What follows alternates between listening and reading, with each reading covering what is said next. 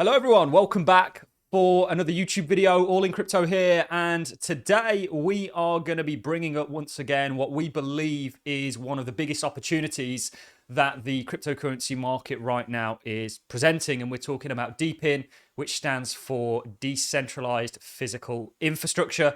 I'll give a brief overview of this. We have done plenty of videos on DePIN. We were quite early to this kind of a narrative. That seems to becoming more and more of a narrative that is intertwined with this bull market that we are now in.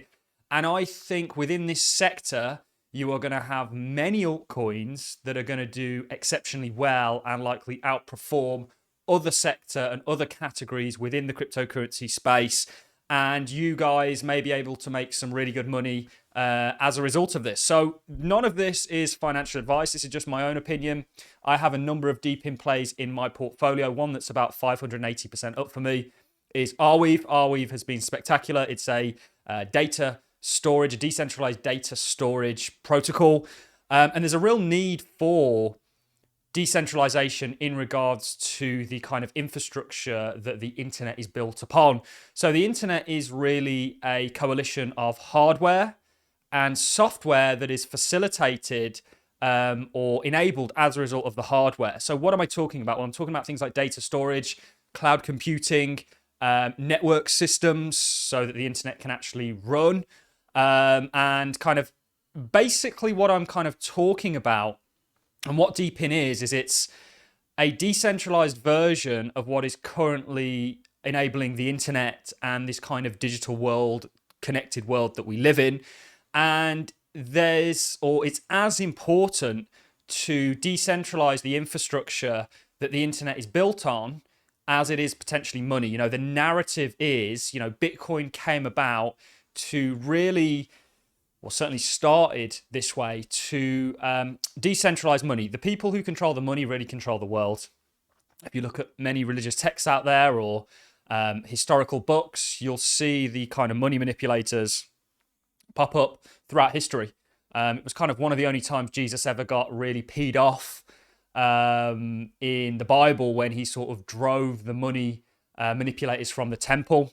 Many books out there talk about the manipulation of money. I think, and one reason we started this channel was to help educate people in regards to finance, not the kind of boring stuff that you'll learn at a university or at school, but real finance as it relates to all our lives and kind of shackles us, and actually how through basically arbitraging the central banking systems, you can provide a level of financial freedom for yourself and kind of play the game. A lot of people are playing this game of life and finance is the center of it, and they don't quite understand the actual game that they're playing. And it's a real equation of money supply goes up and assets that aren't inflating at the same level go up with it. And the sort of poorer half of the world, or 3/4 or whatever it may be, 4/5, whatever it may be, probably more than that actually, don't really own assets. They kind of live on the monetary system, and the rich get richer because of this equation, basically. And that's kind of why we facilitate the whole channel. And Bitcoin came about to kind of solve that and say, well, here's an alternative that doesn't inflate to the same degree, that isn't manipulated by governments and central banks, and is kind of the people's money. We're decentralizing that.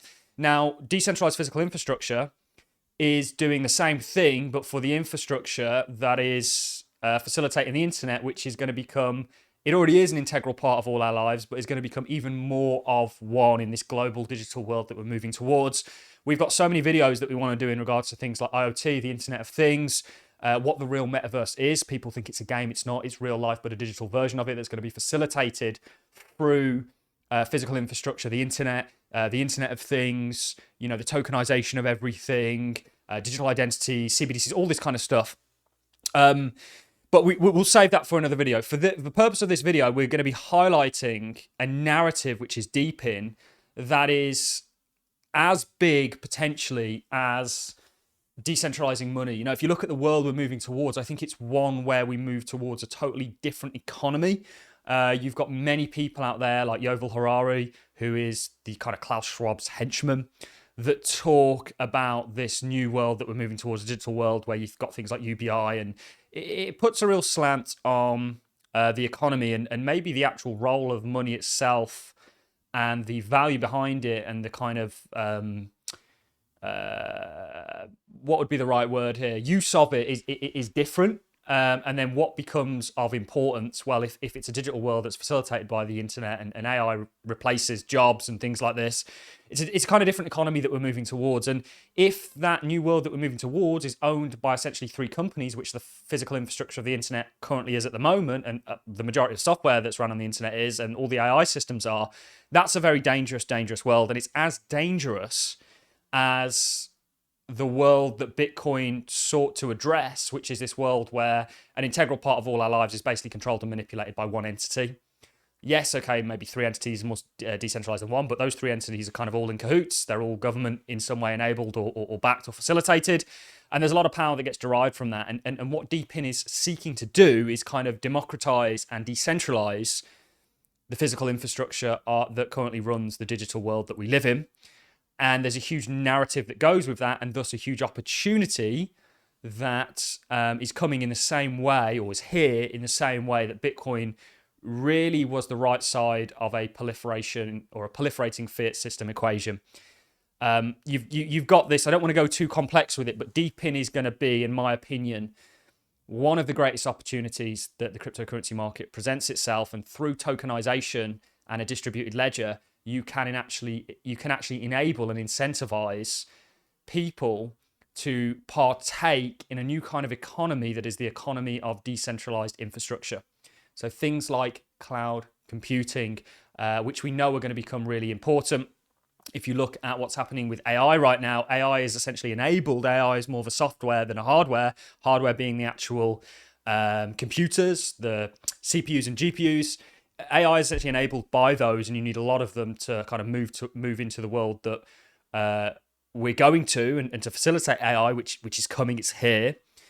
If AI derives itself from centralized systems, there's a real power that's given. If you think about content, I think we're moving towards a world where the vast majority of content is going to be created by AI. The vast majority of a lot of things is going to be automated by AI. And if the infrastructure that enables those systems and the actual systems themselves are owned by three companies, those three companies become cloud lords. They become...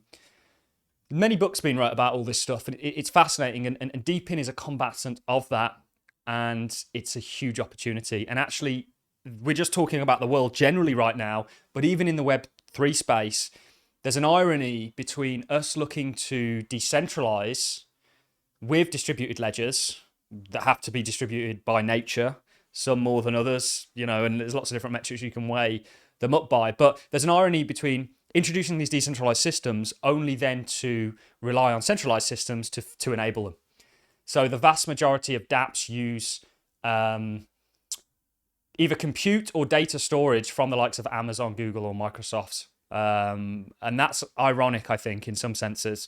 And the movement of DeepIn is basically to decentralize those networks, to enable them. We had Barney Mannering on, the founder of Vega Protocol. We spoke a little bit about this, and we sort of said, okay, what does AI, there's an interesting application of a distributed ledger in regards to AI. And you can essentially pull together iPhones and use the computing power of those iPhones to develop a very advanced, almost rivaling, depending on how many iPhones you have, generative AI model that can rival and can be decentralized and thus not censored, and promote certain narratives or agendas and all this kind of stuff. But we're getting really deep down this rabbit hole. I just wanted to open with that and kind of explain why this is so huge. We spent 9 minutes talking about it. Let's talk about where you guys can actually find some DeepIn plays. Let's start off with a tweet from Vitalik just the other day, and then we're going to be looking at Max Thake's take on this, who is the founder of Peak Network, which is a project that we've covered. It's currently a Polkadot parachain. It's a layer 1 for DeepIn. Let's take a look at this. And this is from Vitalik himself. So what are the DeepIn projects that people think are most likely to actually work? I feel like the category is a new name for something that's been around for a decade. So he highlights Storage, which is data storage, various decentralized Ubers. You've got like these things like hive mappers and things like this that are coming to the forefront, kind of the Internet of Things. You've got like network systems like what Helium are doing and all these other amazing things, but has never gotten off the ground. So what's the bull case for why it will get off the ground now? And Max, I actually think, has a really, really good take on this. Let's go ahead and read this, and then I'm going to show you guys where you can actually locate DeepIn projects. He goes on to say, Vitalik is right about DeepIn. His premise is accurate. DeepIn is a new name for a space that's been around for many years. So we've looked at things like BitTorrent, Arweave, Filecoin, of course, you know about. There's a number of others out there. Networks as well. Helium's been around for a very long time, actually. But it's kind of resurfacing, and we're getting this narrative of a DeepIn summer, like we had a DeFi summer when Uniswap and all these things came about, and dApps really started to kick off on Ethereum. You get we kind of spent the first half of the video really explaining the narrative, and his subsequent question is totally valid. It doesn't mean, however, that DeepIn's time has not come. The same way someone could have posted the following in 2009, 2010. Why do people think Bitcoin will actually work? I feel like a new name for something that's been around for over a decade. eCash, B-Money, BitGold, Hashcash, interesting, but has never gotten off the ground. So what's the bull case for why it will get off the ground now? Victor Hugo famously said, there's nothing is more important than an idea whose time has come. And you've got to think, you know, when we look at things like meme coins, not to introduce them, why are meme coins valuable? Because people believe them to be so. They think the price is going to go up. The madness of crowds can never be underestimated, and value, just like beauty, is often in the eye of the beholder. So I've often been against the masses using Dogecoin as an example. I said, don't buy this project. It's a load of garbage. And I still think fundamentally it's garbage. I'm sorry, guys. But my opinions on it aren't what's going to drive the price up or down, and the fundamentals have no variant on the actual price. Things like Elon Musk, Wall Street bets, the madness of crowds really do. So I think this is a true statement. That's very much the case for DeepIn today. The genie is out of the bottle. The big DeepIns out there did the space a service by showing people what works and what doesn't. They inspired a generation of innovation. The second wave is coming in hot. And there will be more and more waves after that until real world industry is running on Web3 rails. It's 2010 for DeepIn. So not only do I think this is a narrative that is going to look at the largest companies right now, they're all digital, financial, physical infrastructure companies. Look at NVIDIA, that is a GPU play. There are cryptocurrencies that are going to rival these through utilizing, just like Bitcoin is rivaling and beating the US dollar, similar narrative in terms of this fight for freedom or whatever you want to call it. There are DeepIn plays that are going to rival the current centralized physical infrastructure of the internet companies that make up some of the largest companies in the world and have trillions of dollars in market cap. Decentralized ledgers, and this is why we clown the Bitcoin maxis that just think there's one application for this technology, which is, in my opinion, stupid. However, you know, Bitcoin, I think you can be a Bitcoin maxi if you're looking at Bitcoin as the digital store of value. I think that's acceptable to me. But to just say there's one application for a global distributed ledger, even Hal Finney himself said that's not the case, who many of these maxis think Satoshi was. I happen to have a lot more questionability about who Satoshi was, but that's just my own take. So where can you find some of these DeepIn plays? Now we've kind of explained it. Well, there's loads of different kind of maps out there. This is from Azari. This is a DeepIn map. Not only is it a map of DeepIns, it actually breaks down the different categories. So you've got data storage. The vast majority of NFTs and data that dApps uses is stored on centralized systems. Ironic for decentralized applications, right? You've got things like CDN networks, VPN networks, you've got compute networks, and then you've got within that kind of general purpose compute and specific purpose compute, things like Render, Live Peer, Theta. You know, these are moving towards GPUs. GPUs are in a real hot demand after Sam Altman came out, who's the OpenAI guy, and basically said, I want $7 trillion, or I want to raise $7 trillion for chips, basically.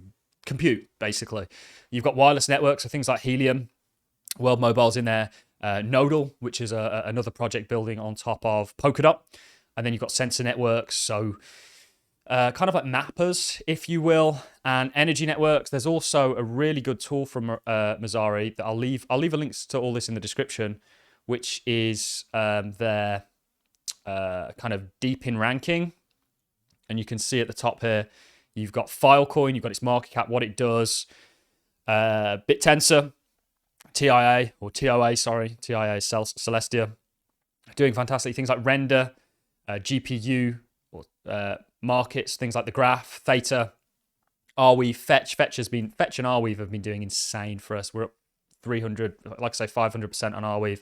Singularity Net. By the way, guys, we will be reopening the Patreon at some point. We're sold out as it sits, but I know there's a lot of people who want to join, and we're going to look to facilitate that. Things like Helium, IOTA, you know, there's loads, and this is kind of where you can find these. You can go down the list, and I think the vast majority of these, to be honest with you guys, will appreciate with this narrative that's coming, and it offers, I think, an amazing opportunity for you guys as crypto investors that, you know, are looking for the opportunities that the crypto market presents itself. And I think that right now there is no bigger opportunity than deep in. I truly, truly believe that. And we just wanted to do a video highlighting it, giving my thoughts on why I think this is so valuable, and potentially pointing you in the right direction. And we'll leave a link to this resource from Messari in regards to deep in the comment section. You guys can go and look at the individual projects, you know, do your own research on them, and derive whether you think there's an opportunity here or not. And hopefully you do very well as a result of it. Remember, nothing I say or do on this channel is financial advice, just my own opinion. And we want to kind of highlight and share, even Vitalik's talking about it, an opportunity that is presenting itself right now in the crypto space that could provide a little bit of financial comfort for you and your families. That's all I've got for you in this video, guys. If you've enjoyed the content, like is appreciated, so as a comment, and I look forward to seeing you all in the next one. Thanks a lot for watching. See you in the next.